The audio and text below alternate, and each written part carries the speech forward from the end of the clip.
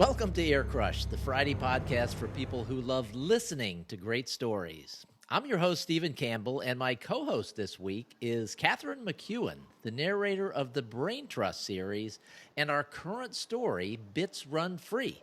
Katharine, thanks for being here and welcome. Thank you for having me. It's wonderful to be on Ear Crush with you. And you are in Los Angeles. You've been recording today, and I hear LA sirens in the background. Yes, I am in Los Angeles. I'm actually here enjoying the sunshine and looking forward to getting stuck into book 3 of the series. So, yeah. So you recorded book 1 about a year ago? It was right? a year ago. Okay. Yeah. I think it was October. It was actually right before Halloween, October 2017. And I was in New York and I recorded it over there. And then, I just finished book 2, which was fantastic. And now I'm getting stuck into book 3. And in between that, we did our short story, which all of the listeners are going to be hearing. And how much easier is it to go? Because we've done book 2 and book 3 pretty close together. Is that easier for you as a narrator to do them when they're close together? Or does it make a difference? Well, no, it is. It's you get very lost in the world, particularly Marc's world, because it's so imaginative and specific and other world. For me, it's like World of Tomorrow sci-fi, where it's the world that we know, but with all of these, really interesting technological advances and great characters, a lot of humor. I find his work very humorous. So, when you're in that world and you're living with the characters and then you get to do the next book right away afterwards, I really enjoy it. I feel like my relationship with the characters really deepens. And when we were talking before we started recording, you mentioned one of the things you liked about this series is the female protagonists and that there are multiple female protagonists, essentially. Yeah, we have our 3 main heroines, Ping, Jam, and Dash. They're all very different. And what I love about them, one of the things I love about them most is that they work together really well and they're all really close friends and there isn't any competitiveness. They're all extremely different. They all have extremely different skill sets and they bring different stuff to the table, but they all work together in a really great way to bring down the baddies and, to move the world forward in a positive way. And I really like that because often, women in books or films can often be portrayed as enemies and being competitive and, going up against each other. And these 3 are just like besties. They even describe each other as besties. And they're always helping each other get out of the most unbelievable situations. And I really love that. It's really heartening and it's really exciting, especially because they all, like I said, have very different skill sets, brains and brawn, and Ping, who's just brilliant. She's a badass. They really are 3 completely different characters. They are, and yet they all kind of come together and use their different skill sets to form a really powerful team. So that's been great. I was telling Marc that I read the first book and then listened to your version of the first book. And then when the second book came out, I just made a decision that I wanted to listen from the start. And so I have not read the second book or the third book yet. I am, as soon as we release, and probably by the time this comes out, we will have released book 2. And the audiobook will have come out. And so then I can finally start listening to it because I could have just downloaded the audio files, but because I'm old, I find it difficult to do that. And I'd rather just use Audible to do it on my phone, and it's just really easy. So I'm looking forward to listening to that. And then the third book. I'm super excited about listening to all of them. Yeah, and you're an audio guy. I mean, you like to so your preferred medium for, having stories delivered to you is listening. And I think that's really valid. I think that's what's so exciting about audiobooks is some people are just, that's how they like to receive their information. And so now we can give it to them. The funny thing is for me, if I like reading a series and I've never heard the audiobook, I will keep reading. If I've heard an audiobook and I love it, then I don't want to read the books anymore. I want to listen to the books. And Mm, so it's just, I have these books that I read and I have these other books that I listen to. interesting. And the Brain I'd be Trust now in. falls into the listen to category. Yeah, I hope you're enjoying it. I think it's a great world. I think it's super imaginative, and it's also like really interesting how so much of it is predicted. Like, or at least I feel like it is. Like Mark has this unbelievable way of kind of predicting the future, and coming up with this technology that you can just see unfolding, Yes. as we And it's not move like it's through this strange time. 150 years in the future. No. It's not that far in the future, and it feels like it's like we're on that path in a lot of cases. Right. And there's a lot of like, I feel like winks and like nods of the head and like the tip of the hat to like certain people in our world now that we're experiencing this extremely interesting journey with at the moment. And he's created characters that are definitely representative of some public figures that we all know, and some of us love and some of us don't. So But we all yeah, know. We all know. that we all know. So that's really, and I think that that's what I've always loved about sci-fi, is even though, in Mark's case it's World of Tomorrow, or for Star Trek it's out into the galaxies. I feel like sci-fi has always been a great platform to talk about events happening now.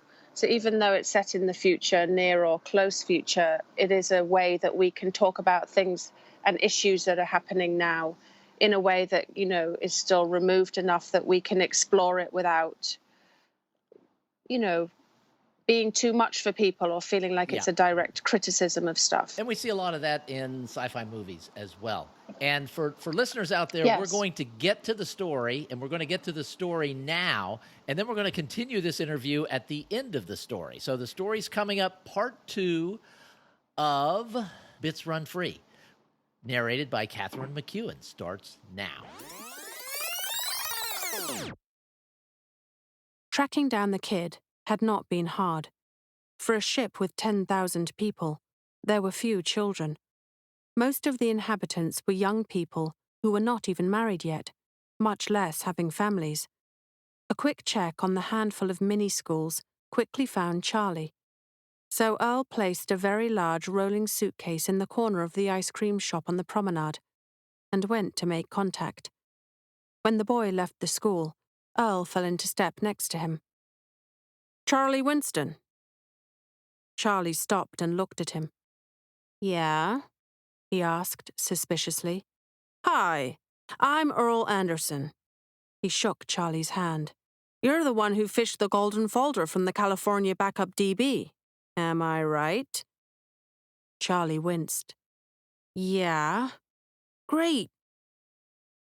Earl pulled out his California Chief Investigator badge. "I just need to ask you a few questions. Could I buy you an ice cream while we talk? Chocolate?" Charlie's eyes widened. "I guess so." Earl led Charlie into the ice cream shop, plied him with ice cream while he asked how many people he'd shown the file to, and became increasingly convinced the boy was lying to him.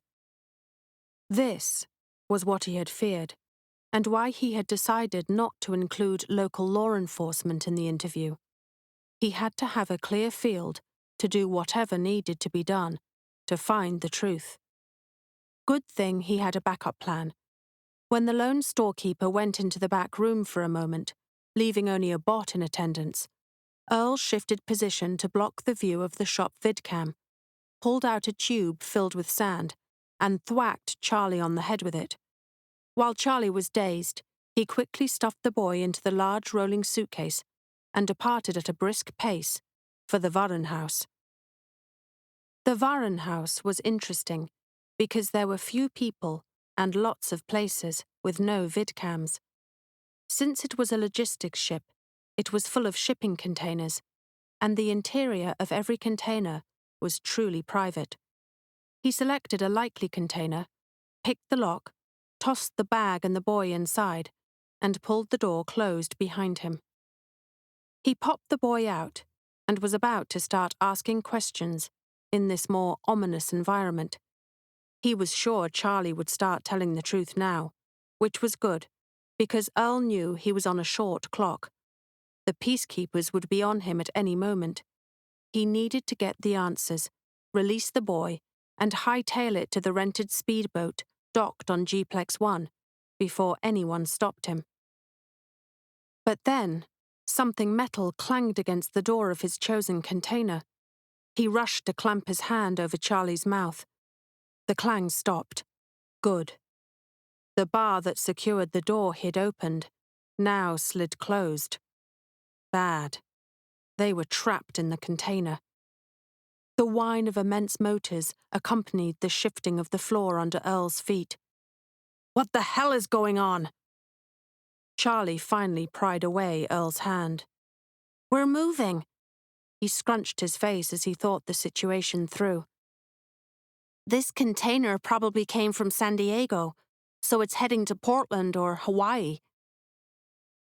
Earl remembered vaguely that there was a 3-way cargo route utilizing the Braintrust as a Liberian-flagged stopover. Something about the Jones Act. Whatever. Then he realized that if they were going to Portland, things would work out well indeed. A day or two in the container, then they'd be released in a state that was very friendly with California and would give him the respect he deserved. Then he realized that if they were going to Hawaii, they'd be in the container way too long. Do you know which one we're going to? Charlie scrunched his face. Hawaii. Hawaii! No! I'll starve to death in here! Earl started beating on the door. Charlie shook his head. We won't starve. Earl paused, looking hopeful. We'll die of thirst long before that happens. Earl wailed and started pounding again. Ping was sitting in Dash's office, her chair tilted back, and her feet up on the little table that held Dash's jade Ganesha statue. She and Dash were chatting when her earpiece buzzed an alert. She jumped to her feet. Dash watched her in concern. What's wrong? Ping swore. A boy just got kidnapped. Actually, he was kidnapped a while ago, but they only just realized it. Ping listened to the detail sitrep. We're having trouble figuring out what happened from the vidcams. Dash pursed her lips. I might be able to help. She picked up the fighter helmet sitting on her desk. Ping had considered asking what that was about, but Dash always had something oddball to fiddle with. She held it out for Ping to put on as she explained. You remember the guys from the Goldman Sachs Gun Club? Those crazy rifles of theirs? Ping nodded. Yeah, really cool rifles. We bought a couple from them, for the peacekeepers. Well, this was designed to work with the rifles. I'm investigating other applications. Dash took a breath, then continued. This is an old F-35 fighter helmet, designed to allow the wearer to see in all directions, as if the pilot were in a glass bubble. The guys hooked it up to the ship's vidcams, so you can zoom in 3D anywhere you want to go, see any direction from any location, and zoom from place to place at the speed of light. Ping popped the helmet on and looked around. Can't see my feet. I'm looking at the deck below us. Cool. She scowled, then realized Dash couldn't see her expression under the helmet. But I need to see what was happening a couple of hours ago, not what's happening now. Dash laughed delightedly. No problem. You can fly through time, as well as space. She explained how to use the controls. Ping zoomed back in time, onto the G-Plex 2, and into the ice cream shop. It took her a moment, given the limited camera view, to figure out that the boy was in the suitcase the guy had trundled away with. Then she was in high-speed follow mode, moving time forward at ever higher speeds as she became comfortable with the controls. Ow! She exclaimed as she ran into a container. Is the helmet supposed to hurt you? Dash sounded sympathetic. Sorry, the haptic feedback needs adjusting. You probably ran into a place where there are no cameras. Right. Ping stood outside the container and watched as a bot dogged the door shut, then maneuvered the cranes to take the container off to a waiting ship. Damn it! I can't believe it! They left the archipelago! She swept the helmet off her head. Can I borrow this for a while? Dash smiled and nodded. Please do bring it back when you are done. There's only one. F-35 helmets are very hard to come by if you aren't an American ally who's buying F-35 fighters. While informing the rest of the peacekeepers what she'd discovered, Ping tapped her copter lift app as she ran up the ramps to the top deck of the Chiron. Her hopes of catching a ride on one of the fastest and hottest homebrew copters, maybe a winner in one of the periodic aerial laser tag contests, came to naught. The only copter listed as available for hire was an odd-looking duck of a vehicle, owned and operated by a kid named Ted Simpson. Looking at the specs, she concluded it had enough range and speed for the mission, even if it wasn't the sleekest bird on the archipelago. Unsurprisingly, there was no way of telling the app that her destination was a freighter already outbound to Hawaii. So when the copter landed, she rushed onto the pad, jumped into the passenger seat, and explained in machine gun phrases. Ted Simpson, nice to meet you. I'm Ping with the Peacekeepers. There's a 12-year-old child who's been kidnapped. He's trapped on a container ship heading to Hawaii. Do you have a full load of fuel? This explanation failed to penetrate fully, and Ted's eyes widened. So you don't want to go out to the beach on the Southwest Reef? Ping blew out a breath. This kid was ridiculously young. Honestly, Ted didn't even look like he was old enough to drive a car in Chicago. What was he doing piloting a copter? What had she gotten herself into? Ted, focus. How much gas have you got? Ted gulped. My tank's topped off. Ping flung her hands in the air, pointing upward. Then let's go. I'll explain on the way. Okay. The odd copter hopped into the air with surprising nimbleness. Adrenaline surged in Ping's blood, and she couldn't help shouting, West! Full speed ahead! Yes, ma'am. He gunned the engines, and they shot under the dirigible filling with hydrogen to be delivered to San Francisco, over the isle ship Chiron and the colourful Elysian fields, and across the immense artificial reef that circled the entire anchored fleet. Ping watched it all zoom by and offered a tribute. Not bad, Ted. I didn't think your copter would be a fast ride, but not bad. Ted huffed. It's my first copter design. I could do better if I had the money. Ping suspected that all the homebrew copter developers would say the same thing. Then Ted made the connection and asked the inevitable question. Ping? His eyes widened. Are you the Ping from Assault Night? Ping put her hand to her temples. Yeah, that's me. Ted showed her a big grin. Cool. So we're after a bunch of kidnappers this time. Well, one kidnapper, and the boy he took. Ted was underwhelmed. Only one kidnapper? Hardly seems enough for the Braintrust to send somebody like you. Ping just shook her head and pointed at the horizon. Is that the freighter out there? Ted peered at the barely visible lump. I think so. Then drive, Ted. Just drive. And hurry.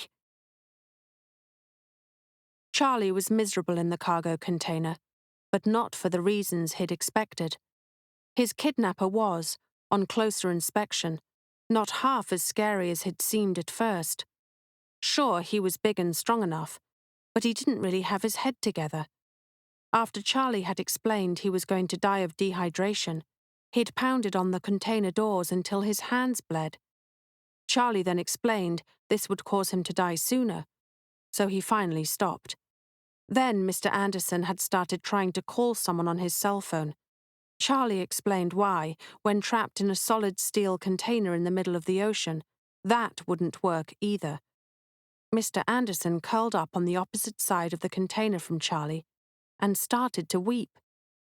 Charlie chose not to mention that this too was a waste of water he would soon wish he'd retained. Charlie, on the other hand, wasn't too worried. He figured somebody from the Brain Trust would figure out what had happened and find them. After giving the matter some thought, he'd started his own effort to help whoever came looking. The container held an odd assemblage of things, including an antique car of some kind. He'd seen it when the guy let him out of the suitcase. Charlie crawled under the car, found the spare tire, and inched his hands around till he felt a lug wrench. Once he'd worked the wrench out of its hidey hole, he started hammering out an SOS on the door, once every half hour. 3 quick raps, 3 long raps, and 3 quick raps. It wasn't much, but it was sustainable. Ted eyed the container ship as they approached and asked Ping the obvious question. "Where do you want me to land?" Sky-high stacks of containers towered from every square inch of deck space. Ping felt a sinking sense of despair when she looked at the enormous piles of steel boxes. How could she possibly find the right one? She pointed in front of the tall command bridge. "Can you put her down on top of the containers?" Ted answered as if affronted. "Miss Ping, I can put her down anywhere." "Great." Ping picked up her phone and dialed. Miraculously, the phone worked.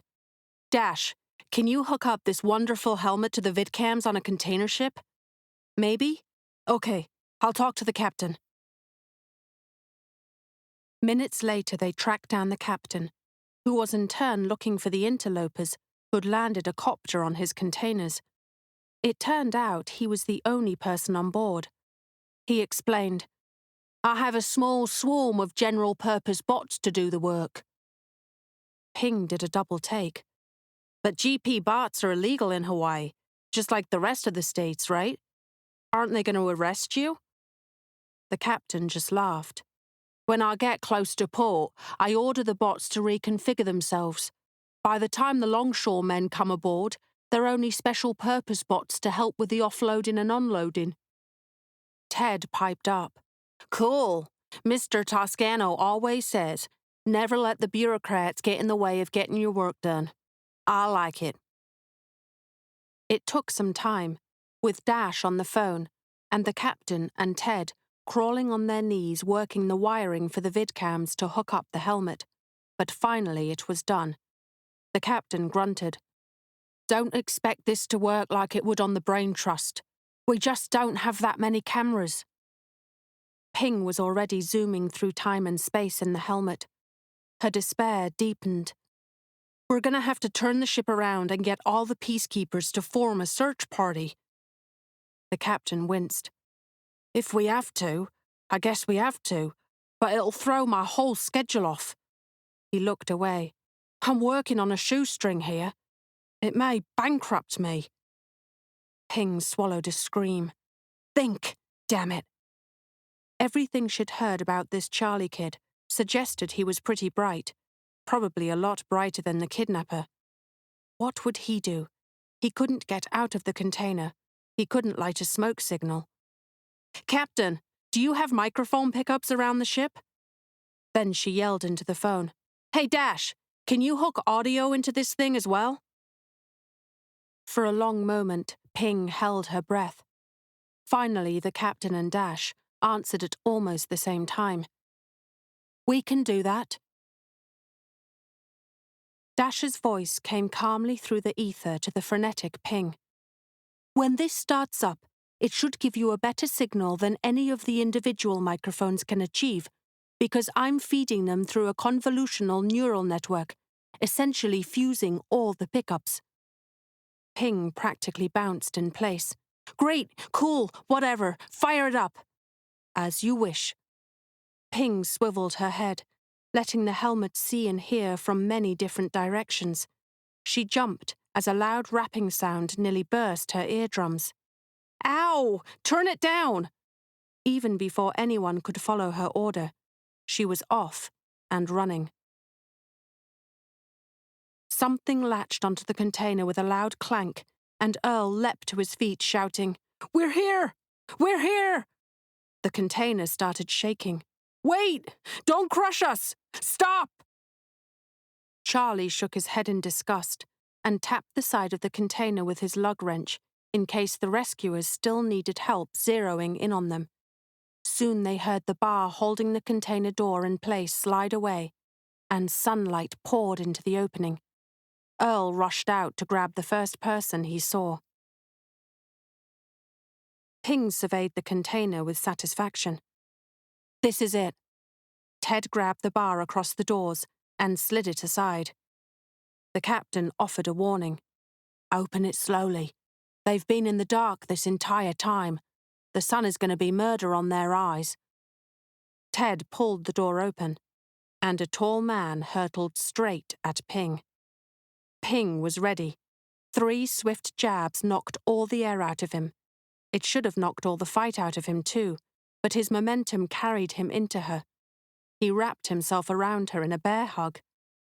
Lifted off the ground, feet dangling, arms trapped at her sides, it took a moment for Ping to remember that she now had him where she wanted him.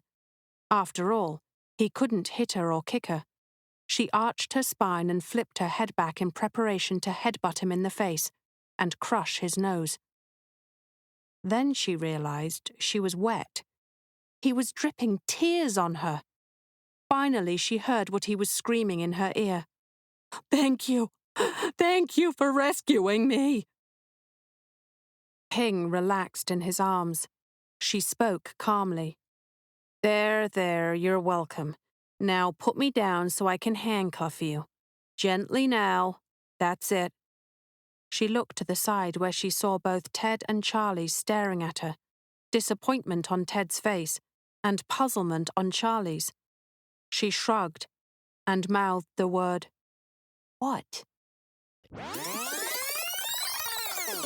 All right, Katharine, thank you. Okay. That was fantastic. I'm really enjoying listening to this version of the story, to the short story from you. And we're going to talk a little bit more about the narration process and the way that you work with authors. I find in reading some of these books, especially the first Braintrust book, there's so many words that I couldn't even begin to pronounce. How do you get all of that organized and ensure that you have the pronunciations right on words that I know in sci-fi sometimes are just made up words too? Right, and that's where this has been a real blessing to be able to be connected with the author, because oftentimes you're not. And so there's some great, stuff online, like Forvo's great for being able to look words up. And, there are places to definitely find pronunciations that you're not familiar with. But like you said, with words that are made up or, weapons, there's a lot of weapons in Marc's stuff that I have no idea. I'm sure some weapons experts would know what these things are. But yeah, there's a lot of words that I didn't know. So being able to reach out to Marc and have him, he would send me the recordings so I could just listen, and that was very generous of him. I was really glad that he was able to do that and open to doing that, because I think that makes a real difference. You're always trying to, as a narrator, fulfill the writer's vision. You want to get it right and you want to say it right, and so being able to speak with him and get his take on it has been really great. One of the things that I learned just a couple of days ago was that you were actually involved in the character creation for a couple of characters in the second book in the series after having narrated the first book. Can you walk us through that? Yes, that was amazing. There were these 2 characters that appeared in the first book, and I thought they were really fun. It's Captain Jack Ainsworth and Security Chief Hart Badley. And I gave them these really specific accents. I gave Captain Jack Ainsworth this northeastern accent. I'm from the northeast of England, and I grew up in a coastal town. I was laughing with Marc because I seem to have an obsession with like northern captains of ships, but basically I gave him this really specific accent, and then also the security chief. And I think for some reason Marc really connected to these voices that I'd given them, and so they got to come back in this really cool way in book 2. And then in book 3, they're back again. And particularly Jack Ainsworth, he's got this entire character arc where I can't give anything away, but where he's taken on a whole different role, very much outside of his role as just being a captain. He's now involved with the scientists and experiments, and that's all I'll say because I don't want to give anything away. But that was really fun to see them brought back. I think that's the power of audiobooks, giving people specific voices and kind of triggering the imagination.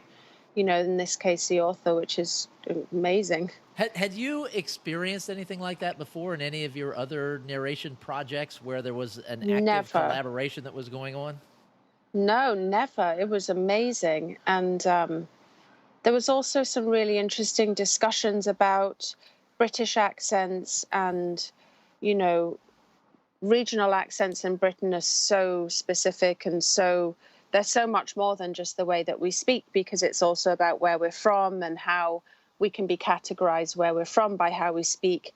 And so that was really interesting and actually really rewarding to be able to share that with Marc and talk to him about it, and then have that whole notion of at some point having to put on a different accent to pass yourself off as somebody else. Mm-hmm. And be able to share that and then see that appear in book 2. So that was really cool.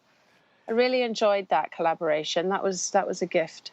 Now, Michael Anderle and I had the opportunity to meet you in New York. We had a little dinner engagement for some LNBP. A soiree. I like that. It was glorious. It was the highlight of my trip to New York. And the highlight of that evening for me was this period of about an hour where Michael and I and my wife and everyone who wasn't a narrator from Great Britain was just sitting there watching 3 British narrators talk about accents and the way an accent can affect your life. And you told the story. I don't want to get into it now, but it was just hysterical. And I walked out of there that night talking to my wife like, I wish we had recorded this because it was gold. Yeah, it is a whole thing. There was that brilliant narrator who's from Newcastle, and which is where it's very close to where I'm from. But, you know, I think what we'd been talking about was, you know, either sounding like you're from there or I remember the conversation and it was nuanced and very profound. And I remember that I think what it is that what you saw were these 3 Brits taken out of the context of their hometown. And then we were all sitting at this dinner and then, you know, we got into it because, of course, narration is all about your voice and how you speak and, you know, what voice you narrate in. So that was great. That was a great night. That was really good food too. It was really fun. And we're doing it again this year if you're going to be there. I will be. Good. And they've moved the Audies to March this time, right? Yes, so they've separated it. Yes, so we'll be excited to be there. It'll be great to see you again. Great. Now, you, in addition to the narration work you do, you're also an actress and a filmmaker, and probably some other things as well. How do you juggle all of this, and how do they all work together in some way? They do. I mean, I'm very blessed that I'm an actress first and foremost. That's how what I trained in, and it's my passion.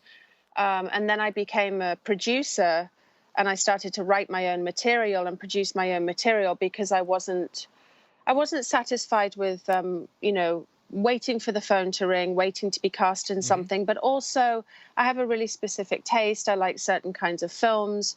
I wasn't always entirely happy with the way female characters was kind of two-dimensional when I first got here to LA. Things are really changing and progressing for the better.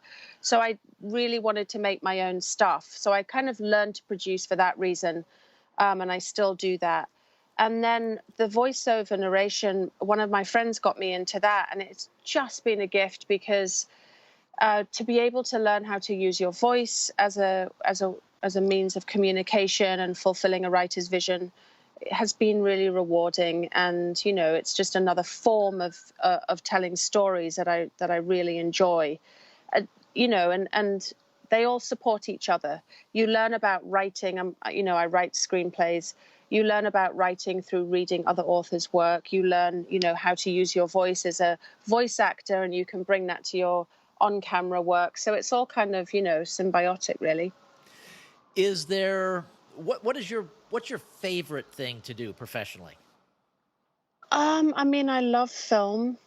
I love film because of the sheer volume of people that it can reach. Would But you my rather first love, produce or act? act without question. Okay. I mean, acting is my passion. Producing is something that I've learned to love and appreciate, but I do it as a means to facilitate my acting for sure. And I did start in the theatre, and there is something to be said. I think my first love will always be the stage, and my favorite moment is, you work at night generally in the theatre, and there's just this moment where, the sun's gone down, you've got ready, the audience are all talking, they've all sat down, they're talking, and then the play's about to begin. And there's just this moment where the audience can feel it and they settle down, and there's this silence, this moment of silence. And then the curtain comes up, or you step onto stage and the other world begins. And that moment to me is just my absolute favorite. It's that pause between two worlds. How much of that is riddled with nerves? The nerves for me come right before that. Okay. Absolutely. I mean, I do get really, everyone gets stage fright. I remember reading Al Pacino that he said that he vomits before he goes on stage every single time. I think it's natural that we, get stage fright in any kind of live experience where you've got people that you don't want to let down. But for me, once it begins, that's when, the magic takes over, and you hope that your work carries you through and the other actors carry you through, and truly your service to the piece and the audience carries you through. But yeah, there's always those moments where you go up on a line and you just look at the other actor and the fear in their eyes and the fear in your eyes, and you're like, ah! And then it always works out. But it all goes away, like right before the curtain opens. For me, yeah, because the joy of acting for me is, they say self-consciousness is the enemy of the actor, and I think it's the enemy of all of us. And I think that, say, for example, me and you, we're just sitting here, we're not thinking about ourselves, we're looking at each other, we're engaging, we're listening.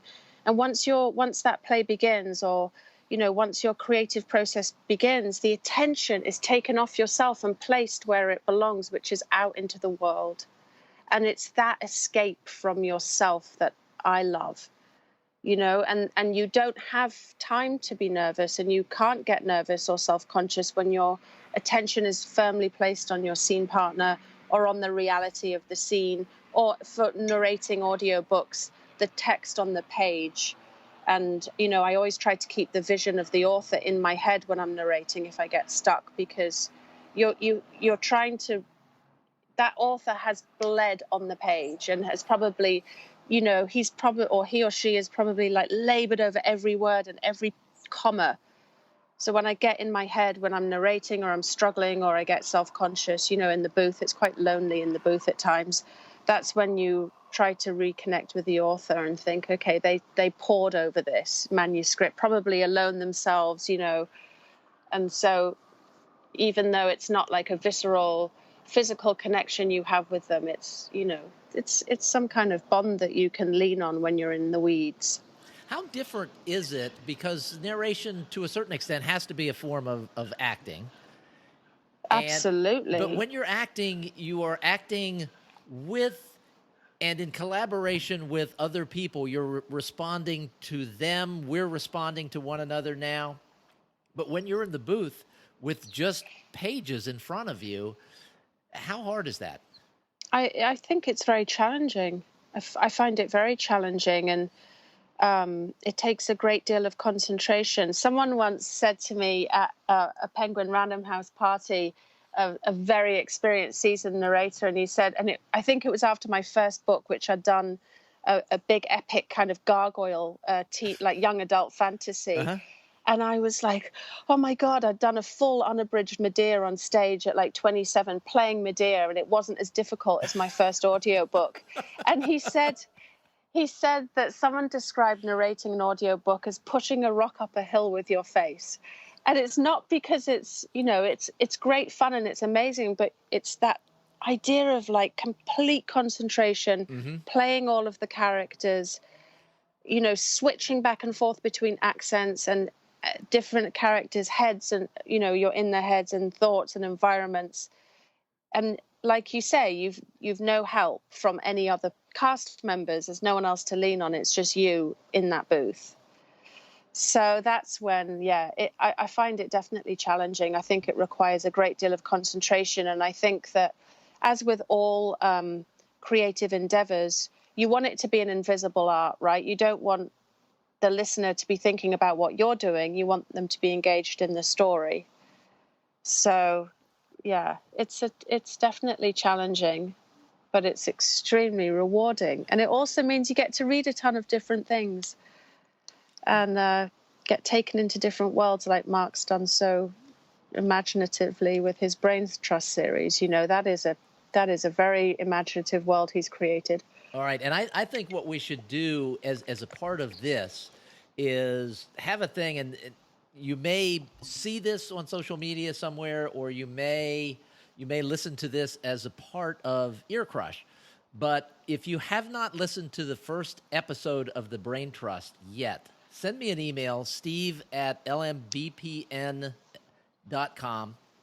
The email address will be in the show notes. And the first 3 people that email me, I will send an Audible code so you can get the first copy of the Braintrust for free. And then I'll bill Katharine for it, because I think that would be... Giveaway Tuesday. So we'll do a giveaway, and book 2 will be out by the time this episode goes live. And book 3, you start narrating in a few weeks. Right. Well, no, now. Oh, now? As soon as I hang up. Oh, you're doing it now? Okay, I was confused. All right, so now. And so the book will be in out. About 10 minutes. But it will take me longer than 10 minutes to do. to get back in character. So we will... This will be interesting for people. You finish. You send the audio files to someone who does post-production.